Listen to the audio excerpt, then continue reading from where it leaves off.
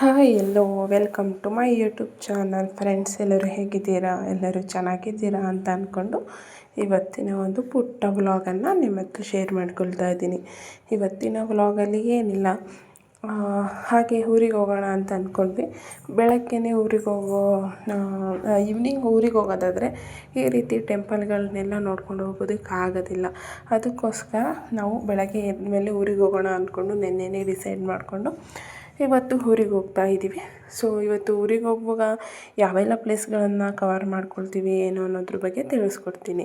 ಹಾಗೆಯೇ ನಮ್ಮ ಚಾನಲ್ಗೆ ಯಾರೆಲ್ಲ ಸಬ್ಸ್ಕ್ರೈಬ್ ಮಾಡ್ಕೊಳ್ದೆ ವೀಡಿಯೋ ನೋಡ್ತಾ ಇದ್ದೀರಾ, ಪ್ಲೀಸ್ ಸಬ್ಸ್ಕ್ರೈಬ್ ಮಾಡಿಕೊಂಡು ವೀಡಿಯೋ ನೋಡಿ ಸಪೋರ್ಟನ್ನು ಮಾಡಿ. ಈ ವಿಡಿಯೋ ಇಷ್ಟ ಆಯಿತು ಅಂತಂದರೆ ಪ್ಲೀಸ್ ಒಂದು ಲೈಕನ್ನು ಮಾಡಿ, ಓಕೆನಾ.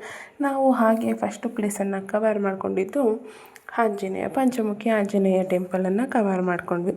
ಜಾಸ್ತಿ ವೀಡಿಯೋಸ್ ಎಲ್ಲ ಏನೂ ಮಾಡೋಕ್ಕೆ ಹೋಗಲಿಲ್ಲ, ಸ್ವಲ್ಪ ವೀಡಿಯೋಸ್ ಅಷ್ಟೇ ಮಾಡ್ಕೊಂಡಿದ್ದು. ಸ್ವಲ್ಪ ಫೋಟೋಗಳನ್ನೆಲ್ಲ ತೊಗೊಂಡೆ ಅಷ್ಟೇ. ಅದರಲ್ಲಿ ಕೆಲವೊಂದು ವೀಡಿಯೋ ಮಾತ್ರ ನಾನಿಲ್ಲಿ ಅಪ್ಲೋಡ್ ಮಾಡ್ತಾಯಿದ್ದೀನಿ ಅಷ್ಟೇ.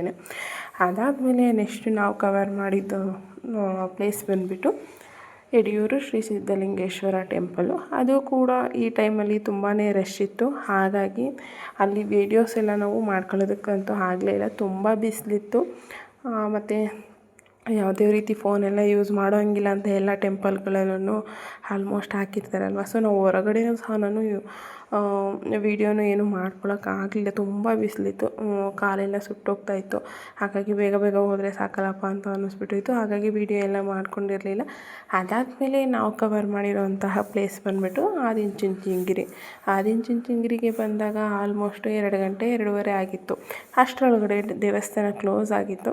ಸೊ ನೆಕ್ಸ್ಟ್ ಟೈಮ್ 3 ಗಂಟೆಗೆ ಓಪನ್ ಮಾಡೋವರೆಗೂ ಅಲ್ಲೇ ವೆಯ್ಟ್ ಮಾಡಿಕೊಂಡು ಬೇಗ ಬೇಗ ಹೋಗಿ ದರ್ಶನವನ್ನು ಮಾಡಿದ್ವಿ. ದರ್ಶನ ಮಾತ್ರ ತುಂಬಾ ಚೆನ್ನಾಗಾಯಿತು, ತುಂಬ ಅಂದರೆ ತುಂಬಾ ಚೆನ್ನಾಗಾಯಿತು. ನನಗಂತೂ ತುಂಬಾ ಇಷ್ಟ ಆಯಿತು.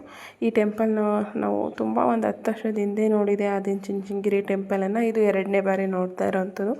ತುಂಬಾ ಚೆನ್ನಾಗಿತ್ತು. ನನ್ನ ಮಗಳು ಮೊದಲನೇ ಸಲ ನೋಡ್ತಾ ಇದ್ದಿದ್ದು. ಅವಳು ತುಂಬಾ ಆಟ ಆಡಿಕೊಂಡು ಖುಷಿಯಾಗಿ ಇದ್ಳು.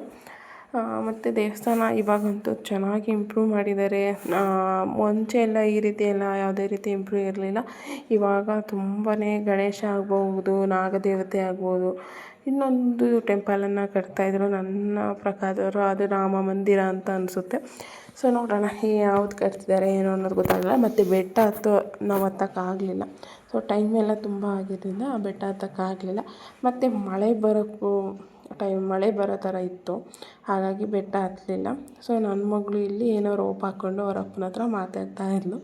ಸೊ ಹಾಗೆಯೇ ಹೊರಗಡೆ ತುಂಬಾ ಚೆನ್ನಾಗಿ ಕಾಣಿಸ್ತಾ ಇತ್ತು ವ್ಯೂ ಅಂತ ಹೇಳ್ಬಿಟ್ಟು ಇದೊಂದು ವೀಡಿಯೋನ ಮಾಡ್ಕೊಂಡಿದ್ದೀನಿ ಅಷ್ಟೇ. ಅಲ್ಲಿಂದ ನಾವು ಹೊರಡೋ ಅಷ್ಟೊತ್ತಿಗೆ ಮಳೆ ಶುರುವಾಗಿಬಿಡ್ತು. ನಾವೊಂದು ಪೆಟ್ರೋಲ್ ಬಂಕಲ್ಲಿ ಪೆಟ್ರೋಲ್ ಹಾಕಿಸ್ಕೊಂಡು ಹಾಗೆಯೇ ನಾವು ಎಲ್ಲೂ ಊಟ ನಮಗೆ ಸಿಕ್ಕಿದ್ದು ಯಡಿಯೂರಲ್ಲಿ ಅಷ್ಟೇ ಪ್ರಸಾದ ಸಿಕ್ಕಿದ್ದು. ಸೊ ಹಾಗಾಗಿ ಅಲ್ಲೇ ಏನೇನೋ ಸ್ವಲ್ಪ ತಿಂದ್ಕೊಂಡು ಮನೆ ಕಡೆ ಹೊರಟ್ವಿ.